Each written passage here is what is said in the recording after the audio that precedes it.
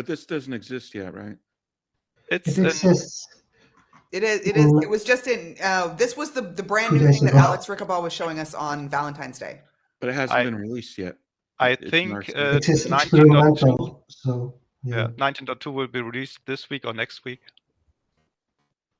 It's on the way. Can you drop this StackBlitz in the link for us in the chat? Yes, I will. We love your StackBlitzes, Andy. This you will see yourself many times. This is I added 3 more examples. This is just using the HTTP resource to get the cats. I closed this too because it's example 4. It's really simple, like what Alex showed us last week with the users.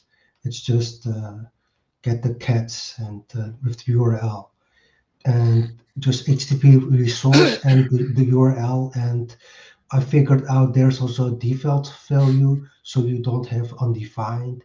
And I also added typed it here, so it looks a little bit better when you hover over it. So, and just it's called the resource here, and I just use it resource.value, and then I have all the cats here. And I hope, and here I put resource.reload here because I tried to put it in a function, but it didn't work because I think it has to do with the injection context. But you see that the reload works with the HTTP resource. That's one. That's simple, I think. And then I tried to do the to-dos in example 5. Example 5 is actually about the same, it's just a different URL, but like user ID from Alex's example, I have a page signal here, page, which has the value 2, and then you see it gets the first 10, and if I change it to 2, and then it should reload, and then you get the other 10. That works. Let me put it back to 1. But when I press then at this button, it says the signal is updated, and I think this should also be updated, but I don't see any. Lars has a hand up, Andy. Can I try? I think I know. Oh yeah, okay, Lars. Let's let Ibrahim try first. I love this. Go ahead, Ibrahim. I know Lars knows the answer. I think you just need to put the function, like to call it, and then how do you say, like brackets, and then an arrow function, and then the string will be. I'm explaining it poorly, but I think Lars understands. At which line? Lars gave you a thumb up. Ibrahim, you're totally right. Andy, you don't help him, Lars. Though. Okay. On line 25, do this. Yeah. Line 25. Go to the beginning. Brackets, arrow function. Nice, and that should, I think, fix it. I think it will. That's it. Oh, nice. This is the distinction between the static URL and the computed URL. Yes. And when you think computed, you know you have to provide the function where you call the signal in. Yeah, I see. That was very cool, Ibrahim. That is cool. Yeah, I stumbled a bit, but I thank you for persisting that I explained it.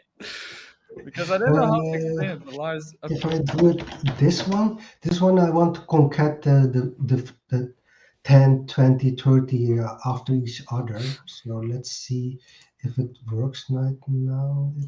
It works. Thank you, guys. That's great. What I changed is, of course, we already see it in example 6, and I'm not sure if I really needed linked signals to concat it. I think so. If there are more elegant way, then not use linked signals to concat the stuff. And the linked signal is the scan of ArcGIS, so yeah. It's the right tool. Nice. Yeah. Then I also thinking like it's a good how do you say use case for linked signal. Maybe I'm wrong. Yeah. Yeah. Do I still need this, the HTTP resource value? I use it here, but I try to try the different versions to see. No, I will remove this because it is distracting.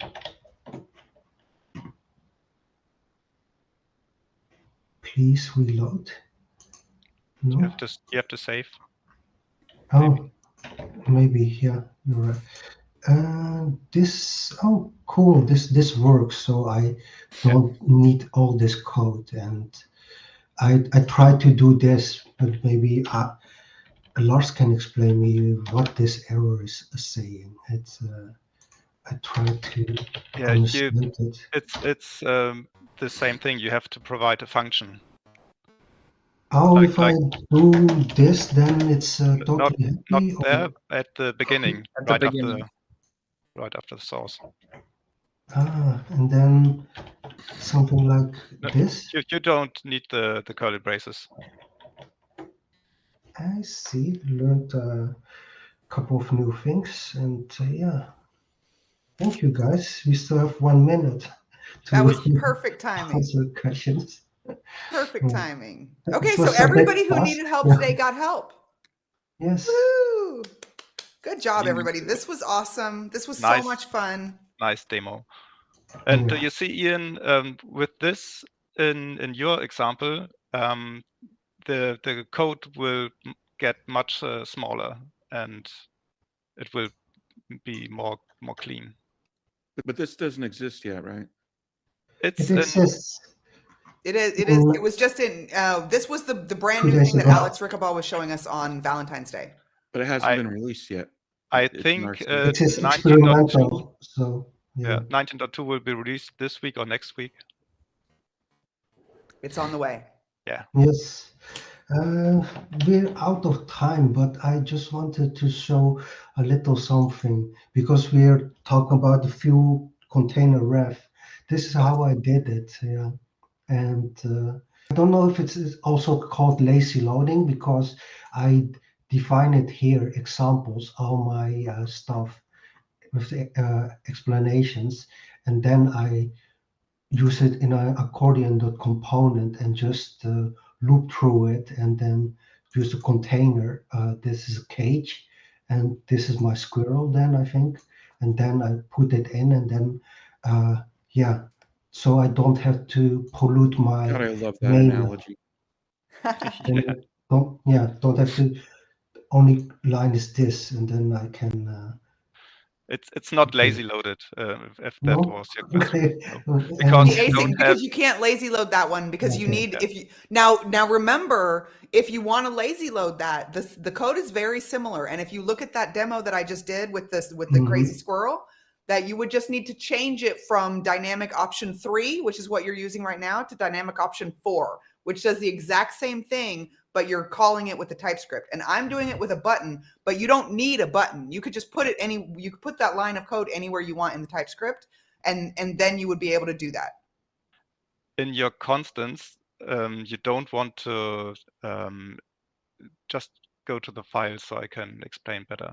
Constants, yeah. Yeah. You have the component where you assign the type of the component. And it's something like routes. You want a load component function where you do the import thing like on a lazy loaded route. And then you have to call this function in your accordion component to get the component and put it into your template. Yeah, can it even be cleaner and shorter? Yeah. Yeah, maybe we can talk about this someday. Yeah, another time. Yeah. Just a little. Just move to one of the HTTP resources. We can go Yes, over a of few course, minutes, you guys. Yeah. Uh-huh.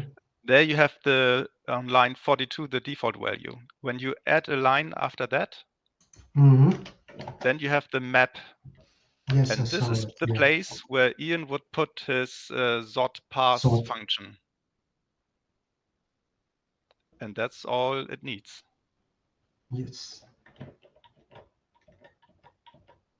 Just cool. to something to try out for you, Ian. And me homework. Yeah. Yeah. Here And it's also remember, it's talking about injector. I don't know if I can inject the injection context in here, but I failed. You will need the injector if you are making up the HTTP resource not in a field initializer, but in some kind of function. Yeah. On the button click or something like that. Yeah. That's why I put that in example 4. I think do the resource dot reload here. Otherwise, it didn't work if I put it in a function. Yeah. Okay. Cool. nice. I like the HTTP resource. Me too. It's getting simpler, and the no HTTP client and less code. Yeah. Good stuff today, everybody. And it handles the error handling? Yes, because it's a resource, and on the resource you have the value and the error signal, and yeah. It can even fail and then pick up the stream again. Yeah. Which couldn't be done before. Normally, if a stream fails, it just breaks, but it can actually get an error and then pick up the data again. You have to place the catch error at the right place. HTTP. No. HTTP resource dot error or something like this, I think. Yeah. And then you're missing the at on the if. You're right. Thank you. Something like this, yeah. Yeah. And the error is some unknown object, and you can use something like the pipe we discussed earlier and format in a nice way. Not over there, but inside the block.